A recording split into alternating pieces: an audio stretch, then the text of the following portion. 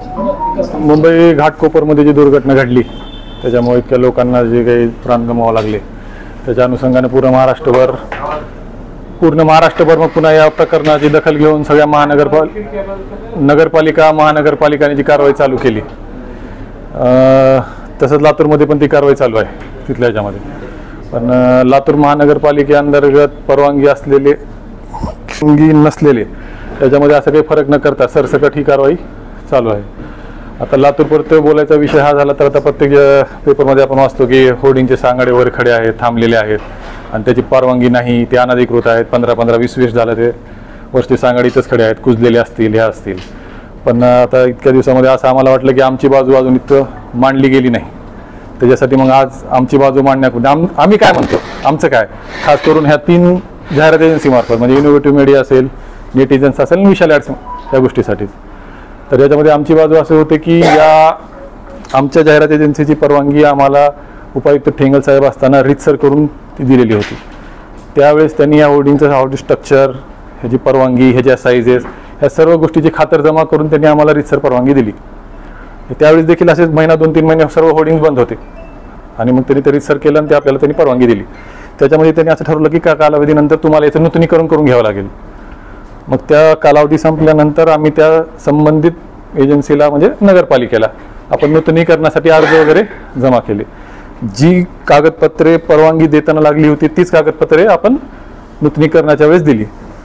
मग पुन्हा कोरोना काळ असेल, ह्या काळ असेल, मग ते नूतनीकरण काही ना काही मार्गामुळे हे होत गेलं। पण आम्ही वारंवार पालिकेला मागणी करत राहिलो की साहेब आमचे अर्ज आपल्याकडे जमा आहेत आणि त्याचं नूतनीकरण तुम्ही आम्हाला करून द्यावं।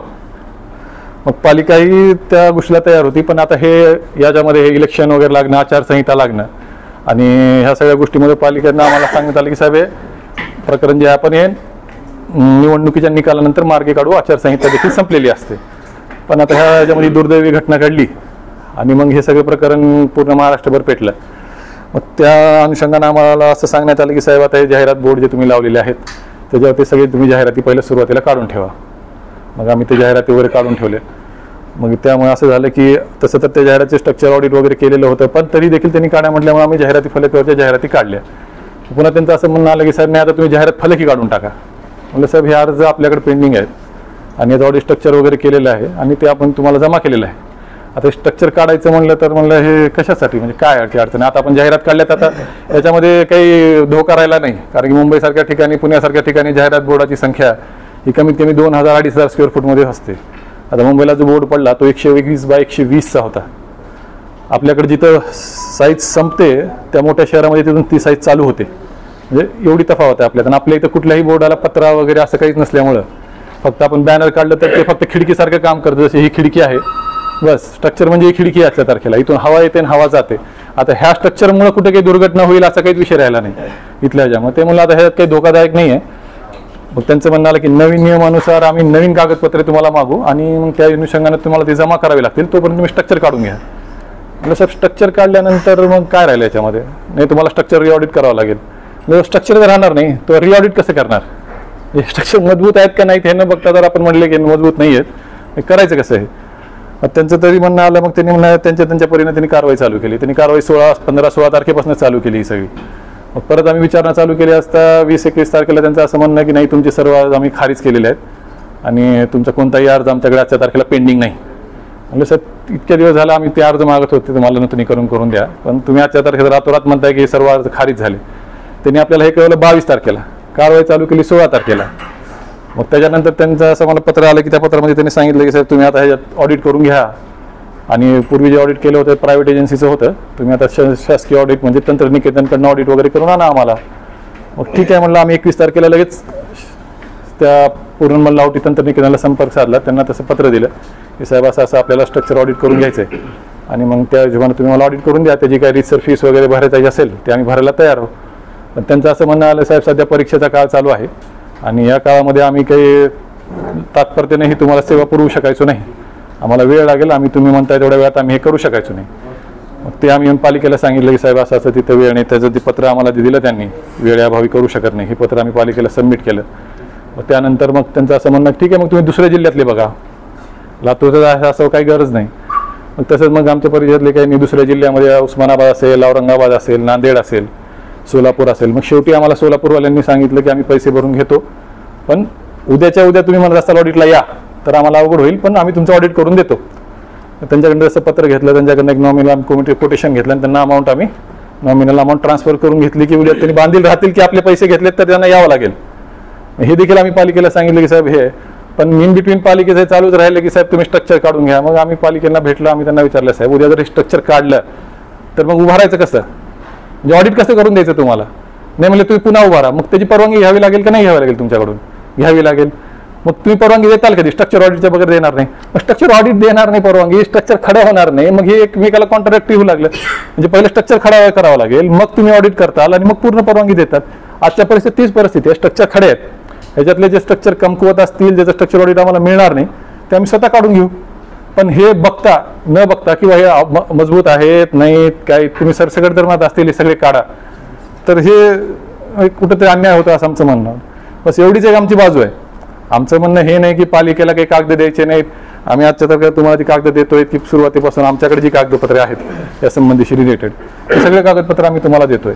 आमचं म्हणणं फक्त एवढंच आहे, तुम्ही म्हणता प्रशासकीय ऑडिट करा, आम्ही करायला तयार आहोत, पण प्रशासन म्हणलं प्रशासन आहे, तिथं गेलं मी कुणाला तरी चला आता लगेच माझं ऑडिट करून द्या, तर तो त्याच्या नियमानुसार अर्ज करा, पैसे भरा, मग ते सिरीज वाईज त्यांच्याकडे तारखा आहे, त्या तारखाला आम्ही येऊ, एका दिवसात एवढं होणार नाही, एका दिवसात एवढे होतील तेवढे होतील, ते त्यांच्या प्रोसिजरने ते चालतात.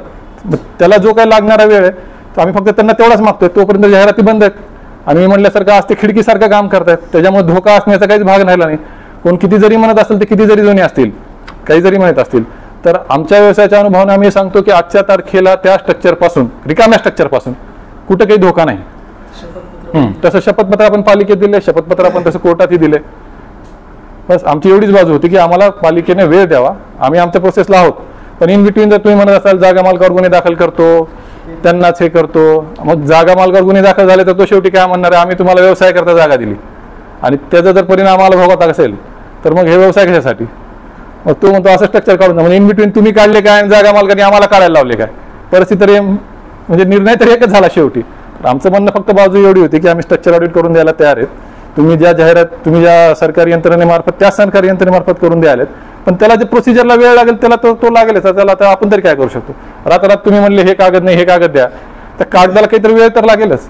आमचं म्हणणं एवढंच आहे की तुम्ही स्ट्रक्चर ऑडिट घेतल्याशिवाय परवानगी देणार नाहीत, आम्ही मान्य आहे त्या गोष्टीला, पण त्याला लागणारा फक्त वेळ आम्हाला द्यावा आणि तोपर्यंत मग कारवाई थांबवावी इन सेन्स की आम्ही जाहिरात करत नाहीये ते एमटी. न्यायालयात जी काही कारवाई चालू केलेली आहे, न्यायालयीन लढाई जी चालू केली त्याची प्राथमिक माहिती देतो.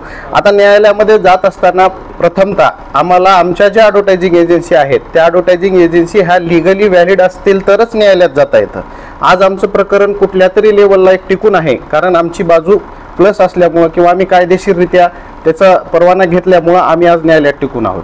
आता न्यायालयात टिकून असताना मला प्रथम सांगू इच्छितो मी तुम्हाला की ही सर्व जी कारवाई चालू झालेली आहे ही महाराष्ट्र शासनाच्या 14 मे 2024च्या या परिपत्रकानुसार चालू झालेली आहे. या परिपत्रकाच्या प्रथम लाईनमध्ये जे मुख्य विषय असतो त्या विषयामध्ये लिहिलेलं आहे की होर्डिंग कोसळण्याच्या दुर्दैवी घटना घडू नये म्हणून करावयाच्या तातडीच्या उपाययोजना.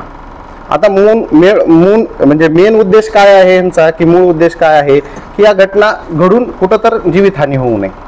आता इथं आमचा हा जो व्यवसाय आहे आमच्या ॲडव्हर्टायझिंग एजन्सी हा गेली 10 ते 12 वर्षापासून सुरळीत चालू आहे. आता कायदेशीर असल्याशिवायच हा सुरळीत चालू आहे का. आणि दुसरी गोष्ट, या कायदेशीर मार्गाने जेव्हा यांनी सर्व परवाने घेतले त्यावेळेस काही नियम हे काळानुरूप बदलत गेलेले आहेत. आता होर्डिंग्स हा जाहिरात व्यवसाय जो आहे हा फार जुना नाही, हा नवीन टेक्नॉलॉजीचा आहे, परंतु याचा जो कायदा आहे महानगरपालिकेचा हा जुना आहे. त्यामुळे त्या पुस्तकामध्ये त्याच्यामध्ये याच्या नियमअटी फार मोठ्या प्रमाणात लिहिलेल्या नव्हत्या, प्राथमिक स्वरूपात लिहिलेल्या होत्या आणि ते काळानुरूप बदलल्यामुळे महाराष्ट्र शासनाने वेळोवेळी मुंबई उच्च न्यायालयाच्या आदेशाने, सुप्रीम कोर्टाच्या आदेशाने एक GR काढलेला होता. तो GR आहे दिनांक 9 मे 2022चा, म्हणजे आजपासून एक जवळपास 2 ते 3 वर्षापूर्वीचा GR आहे. मग यामध्ये प्रत्येक दिलेला आहे त्यांनी, मी कशा प्रकारे तुम्ही हे परवानगी घेऊ शकता, कशा प्रकारे तो बोर्ड असला पाहिजे, रोडपासून किती अंतरावर असला पाहिजे, किती उंचीचा असला पाहिजे, या सगळ्या नियमाने त्यांनी अटी आम्हाला लावून दिलेल्या होत्या. महाराष्ट्र शासनाने प्रत्येक महानगरपालिकेला या अटीनुसार परवानगी देण्यास सांगितलं होतं. आता त्या अटीप्रमाणे आम्ही 2016च्या दरम्यान नूतनीकरण प्रस्ताव दाखल केलेले आहेत. आता या नूतनीकरण प्रस्तावाचा फॉर्मॅट, हा फॉर्मॅट मी आपल्याला प्रत्येकाला एक झेरॉक्स कॉपी देईन ह्याच्यामधली. यामध्ये या प्रस्तावामध्ये हे प्रस्तावाचं फॉर्मॅट आहे. आता हा कागद 2016 ते 18चा आहे. नूतनीकरण प्रस्ताव, या नूतनीकरण प्रस्तावासोबत काही आवश्यक कागदपत्रे असतात जे कोणत्या नियमानुसार आहेत, या GRच्या नियमानुसार. या GR मध्ये सांगितलेलं आहे की प्राथमिक स्वरूपामध्ये तुम्ही स्ट्रक्चरल ऑडिट आणलं पाहिजे, जे की सर्वात महत्त्वाचा नियम आहे. आणि स्ट्रक्चरल ऑडिट प्रमाणे मग त्याची ती शाश्वती घेतली जाते की हा बोर्ड पडणार आहे किंवा नाही, किंवा पडला तर मग याला जबाबदार कोण. मग अशा प्रकारे आम्ही ह्याची परवानगी घेऊन हे नूतनीकरण प्रस्ताव दाखल केला. आता नूतनीकरण प्रस्ताव दाखल केला त्यावेळेस त्याच्याकडून किती टॅक्स असलं पाहिजे, किती घेतला पाहिजे, हे सुद्धा नियमावली आहे. त्यानुसार आम्ही टॅक्स सुद्धा भरलेला आहे. दुसरी गोष्ट, आम्ही या चालू वर्षाचा देखील 2023 ते 24चा सुद्धा टॅक्स भरलेला आहे. त्याची रीतसर पावती आहे आमच्याकडे. आणि हा जो नूतनीकरण प्रस्ताव आहे, जो की याच्यातला मूळ मुद्दा आहे, हा नूतनीकरण प्रस्ताव हा आमचा तिथे पेंडिंग होता. कुठे? महानगरपालिकेमध्ये. महानगरपालिकेने सदरचा प्रस्ताव हा 15 दिवसाच्या आत याच्यावर जर निकाली नाही काढला तर तो डीम्ड टू बी सँक्शन असा धरला जातो कायद्याने. त्यानुसार आमचा प्रस्ताव हा आज देखील तिथे प्रलंबित होता. परंतु ही घटना घडली. ह्या घटनेच्या नंतर त्यांनी डायरेक्ट पहिली नोटीस काढली अनधिकृतपणे, ती आमच्या लँड ओनरला. म्हणजे जी की ॲडव्हर्टायझिंग एजन्सी नाही आहे, परंतु त्यांनी नोटीस काढली. आणि त्या नोटीसमध्ये त्यांनी सांगितलेलं आहे की ह्या सदरील तुमच्या घरावरचे जे जाहिरात बोर्ड आहेत ते अनधिकृत आहेत आणि ते तात्काळ काढून घ्यावे. कशाच्या आधारे नोटीस दिली? या GRच्या नुसार. परंतु त्याने प्राथमिक स्वरूपामध्ये इतकं सुद्धा पाहिलं नाही की ती ॲडव्हर्टायझिंगचा जो बोर्ड आहे वरचा, तो त्या लँड ओनरचा आहे का घर म्हणजे जे बिझनेस करतात त्यांचा आहे.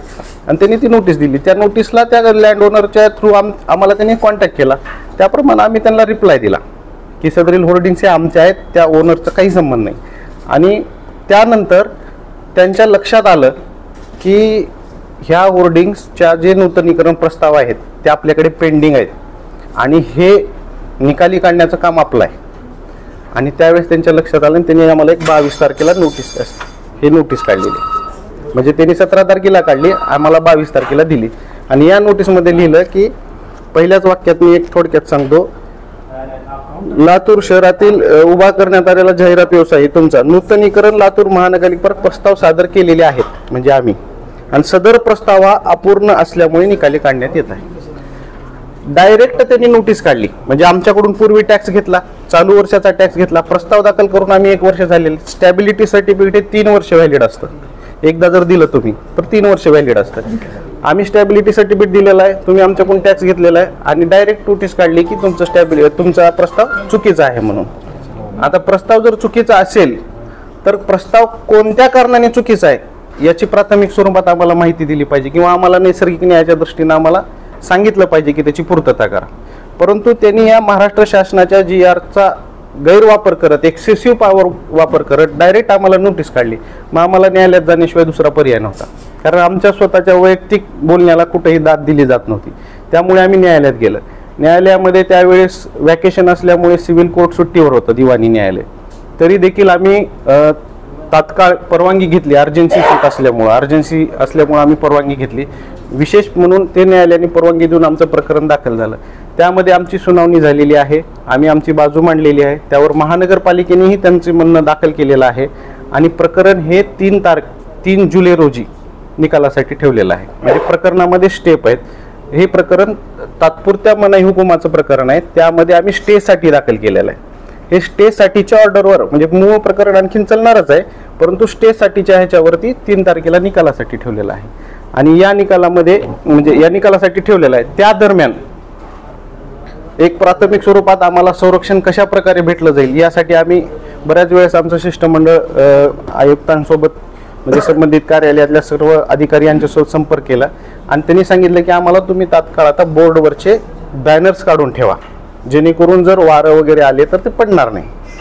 आम्ही त्याप्रमाणे बॅनर्स वगैरे सगळे काढलेले आहेत स्ट्रक्चरवरचे आणि ॲफिडेविट दाखल केलेला आहे. आता मूळ मुद्दा ह्याच्यातला कॉन्ट्रॅडिक्शन जो की न पूर्ण करता येणारा आहे आमच्यासाठी, ज्यासाठी ही पत्रकार परिषद बोलवलेली आहे, की याच्यामध्ये जी स्ट्रक्चरल ऑडिटची जी आट घातलेली आहे, स्ट्रक्चरल ऑडिट देण्यासाठी सांगितलेलं आहे आम्हाला, तर एखाद्या गोष्टीचं स्ट्रक्चर ऑडिट देण्यासाठी अगोदर त्या गोष्टीचं अस्तित्व असलं पाहिजे. आणि होर्डिंग्स जर आम्ही काढल्या तर स्ट्रक्चर ऑडिट द्यायचे कसे आणि प्रस्ताव दाखल कसा करायचा, यामुळं आम्हाला प्राथमिक स्वरूपामध्ये हे स्ट्रक्चर ऑडिट तिथं ते स्ट्रक्चर तिथं थांबणं गरजेचं आहे. आणि ह्याने आमच्यावर प्रेशर आणण्यासाठी, मग आता आम्ही तर न्यायालयात गेलेलो आहेत, तर ह्याने प्रेशर आता आमच्यावर तर आणता येत नाहीये, किंवा मग होर्डिंग जर काढले तर ह्यांच्यावर सुद्धा कारवाई होऊ शकते महानगरपालिकेवर. तर महानगरपालिकेने एक दुसरा मार्ग काढला, त्यांनी आम्हाला न अप्रोच होता डायरेक्ट घरमालकांना जात आहेत आणि त्यांना सांगत आहेत की तुमच्यावर गुन्हे दाखल करतो. आता महाराष्ट्रात जो गुन्हा दाखल करतायत त्या गुन्ह्याचं नाव आहे मालमत्ता विद्रुपीकरण कायद्याच्या अंतर्गत गुन्हा दाखल करत आहेत. आता माझ्या स्वतःची घराची मालमत्ता ही माझी वैयक्तिक मालमत्ता आहे, ती सार्वजनिक मालमत्तेचं जर विद्रुपीकरण करत असाल तर तसा गुन्हा दाखल करता येतो. परंतु कायद्याचा आणि मशिनरीचा गैरवापर करून प्रेशरमध्ये आणण्यासाठी त्यांनी डायरेक्ट तिथं गुन्हे दाखल करत आहेत. तर आमचं एवढंच म्हणणं आहे की जी यांनी सांगितल्याप्रमाणे न्यायालयीन बाजू आम्ही न्याय मागतच आहेत, तरी म्हणजे मीडियांना माझ्या वतीनं विनंती आहे की आम्हाला दुसरी बाजू जी आहे नाण्याची ती पण आपण जनतेसमोर आणावी. मोठ्या प्रमाणात आपल्या बातम्या येत आहेत, परंतु या बातम्या येत असताना एका गोष्टीचं गांभीर्यानं लक्ष घेतलं पाहिजे की ज्यांनी कायद्याने हा व्यवसाय करतायत तितकेच फक्त न्यायालयात गेलेले आहेत. म्हणजे आमच्याकडे कुठेतरी कायदेशीर मार्ग आहे, आमच्याकडे कुठेतरी लायसन आहे, आमच्याकडे कुठेतरी टॅक्स भरलेली पावती आहे, आम्ही गेली 10-12 वर्षापासून हे सर्व करतोय म्हणून का आम्ही न्यायालयात गेलेलो आहे. बाकी न्यायालयात गेले नाही. पण महानगरपालिकेने नोटीस काढत असताना कुठलीही छाननी न करता सर्वांना नोटीस काढलेली आहे, जी की चुकीची आहे. अधिकृत लोकांची नोटीस वेगळी आणि अनधिकृत लोकांची नोटीस वेगळी असली पाहिजे. आणि जी महाराष्ट्र शासनानं पण सांगितलेलं आहे की अनधिकृत लोकांवर कारवाई करा म्हणून सांगितलेलं आहे, तरी देखील यामुळं आमच्या व्यवसायाला मोठ्या प्रमाणात अडचणी येत आहेत.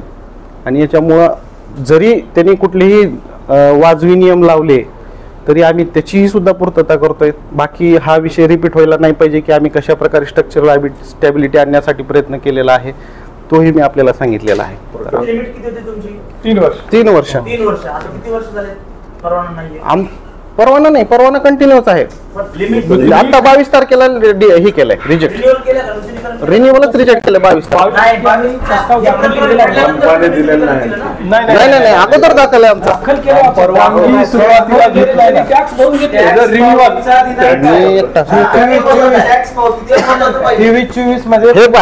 नाही मी एका सेकंदात तुमचा गैरसमज दूर करतो. इथं एकच वाक्य आहे. हे तारीख नोटीस आहे 17/5 ला काढलेली, आम्हाला मिळाली 22/5 ला. दोन्ही तारखा लक्षात घ्याव्या. आणि याच्यात एक वाक्य आहे की नूतनीकरणासाठी लातूर महानगरपालिकेत प्रस्ताव सादर केलेले आहे. कोण? आम्ही, वीरेंद्र बारुळे, विशाल ॲड्स.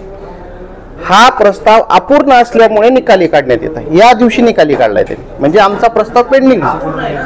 हा, मग कारण तर सांगावं लागेल ना साहेब आम्हाला, काय अपूर्ण आहे. नॅचरल जस्टिस एक तर दिला पाहिजे. प्रस्ताव निकाली काढण्याचे हो रद्द करायचे देखील अधिकार एका मिनिटात न सांगता तुम्हाला, बरोबर आहे? नाही, त्याला 2 कंडिशन आहेत सर. म्हणजे तुम्हाला महानगरपालिकेला नूतनीकरण प्रस्ताव निकाली काढण्याचे संपूर्ण अधिकार आहेत, हा पहिला प्रश्न आहे. दुसरा आहे काढण्यासाठी किती पॉवरचा आणि कोणत्या कारणास्तव काढता, ह्याचे एक लिमिट आहे. समजा जर त्यांना एमर्जन्सीच असेल तर ते पब्लिक इंटरेस्ट मध्ये डायरेक्ट आमचा प्रस्ताव निकाली काढू शकतात. हा नाही दुर्घटना आहे. आणि दुसरी एक गोष्ट आहे, दुसऱ्या गोष्टमध्ये ॲज युजल की नॅचरल जस्टिस नुसार की आम्हाला एक प्रस्ताव का अपूर्ण आहे याची कमीत कमी एक नोटीस पाहिजे आणि 10 दिवसाचा मी तसा न्यायालयाचा एक निकाल सुद्धा मी आपल्या प्रोसिडिंग मध्ये दाखल केलेला आहे, जिथं मुंबईच्या घटनेमध्ये रेल्वेचा ब्रिज बांधायचा होता त्यांना, आणि ते ब्रिज बांधण्यासाठी त्यांनी सांगितलं की तुमचा हे बोर्ड अनधिकृत आहे महानगरपालिकेने मुंबईच्या. पण ती ॲडव्हर्टायझिंग एजन्सी हायकोर्टात गेली. हायकोर्टाने काय सांगितलं, ठीक आहे हा ब्रिज बांधायचा ह्यांचा अनधिकृत आहे, पण यांना एक संधी द्या. कशामुळे अनधिकृत आहे? ब्रिज काही एका दिवसात बांधणार नाही, 3 महिन्याचं लिमिट होतं त्याला. मग कोर्टाने सांगितले अशा वेळेला तुमच्या वापरचा किती लिमिटमध्ये वापर करू शकता तुम्ही. आहे त्यांना पॉवर, पण तितकी इमर्जन्सी नाही की लगेच एका दिवसात आमचा बोर्ड प्रस्ताव अनधिकृत घोषित करावा. अशी कारवाई फक्त इथं महापालिकेत चालू आहे, परंतु महाराष्ट्रात चालू आहे, परंतु एक्सेसिव्ह पॉवर हा फक्त आपल्या लातूरमध्ये वापरला जातो. सगळीकडे चालू आहे. तेवढा मोठा प्रश्न नाही. सध्या आम्ही गाळात आहे, काठावरच्या माणसाला आम्ही राखू शकत नाही. आम्हाला फक्त आता गाळातून बाहेर निघायचंय आणि कायद्याच्या प्रोसिजरनं निघायचं. फक्त आमचं म्हणणं आहे की म्हणजे अतिशय जास्त जी पॉवर वापरताय तुम्ही एक्सेसिव्ह, ती वापरू नका. आम्हाला व्यवसाय करायचा आहे, आम्हाला काही प्रशासन चालवायचं नाहीये किंवा आम्हाला कुणाच्या जीवितहानी करायचं नाही. आणि आम्ही आजपर्यंत करत आलेलो आहे. आम्ही टॅक्स पेअर जर असेल तर माणूस हा व्हॅलिड असतो. आणि एवढंच आमचं म्हणणं आहे की फक्त आम्हाला संधी द्यावी. तुम्ही जे नियम सांगताल त्याच्यानुसार कंप्लायन्स करू. पण काही गव्हर्नमेंटच्या सगळ्या गोष्टी ह्या एका दिवसात होतील असं नाही. तुम्ही गव्हर्नमेंटचा आणा. एकच तुम्ही सध्या आत टाकलेली आहे की गव्हर्नमेंटचा आणा तुम्ही स्ट्रक्चरल स्टॅबिलिटी. आता आम्ही गव्हर्नमेंटला सगळीकडे आजूबाजूच्या जिल्ह्यात सुद्धा कॉन्टॅक्ट केलेला आहे आणि त्यांनी सांगितलंय की आम्ही तुम्हाला देऊ, फक्त वेळ द्या. पैसे भरलेत आम्ही. पैसे भरलेत आणि त्या दरम्यान आम्ही ऍडव्हर्टाईज सुद्धा करत नाही. सध्या जर आपण पाहिलं तर आमचे कुठल्याही बॅनर्स नाही आहेत, फक्त स्ट्रक्चर आहेत जी की कुठलीही जीवितहानी होणार नाही. हा, तेवढं काढायचं आणि काढल्यावर त्या स्ट्रक्चरचा खर्च. बरं, आम्ही बेकायदेशीर असेल तर काढा ना तुम्ही, हरकत नाही. आमच्याकडून टॅक्स घेतलं तुम्ही याच्यामध्ये की ते ऍडव्हर्टायझिंगचे त्या लोकसभेचे आता जे होर्डिंग्स आहेत आमच्या जेवढ्या, त्या होर्डिंग्स वरती आता आमच्या पिकाचं जर कॅल्क्युलेशन केलं, हे पाहिलं तर 7 मे 2024 या होर्डिंग्स तुम्ही पण पाहिल्या असतील. ह्या जनहितात जाहिराती आहेत. या जनहितात जाहिराती या संपूर्ण आमच्याच बोर्डवर झालेल्या आहेत. आणि याचा 1 रुपया सुद्धा महानगरपालिकेनं आम्हाला दिलेला नाही. आणि त्यांनी सांगितलेलं होतं आम्हाला, मी बोलतो, त्यांनी सांगितलेलं होतं की हे जनहितार्थ जे आहेत हे तुम्ही लावा. त्याप्रमाणे आम्ही लावलेले आहेत. आता मला सांगा, मे मध्ये इलेक्शन होतं, म्हणजे मार्च आणि एप्रिल या महिन्यामध्ये ही होर्डिंग धोकादायक नव्हती, कारण ह्यांच्या जनहितार्थ याचिका म्हणजे जनहितार्थ जाहिराती होत्या. आता याचं बजेट आलं होतं का उचललं होतं यावर आम्ही काहीच बोलत नाही. परंतु या जनहितार्थ याची जाहिराती आम्ही आमच्या बोर्डवर होत्या, त्यावेळेस हे बोर्ड अनधिकृत नव्हते.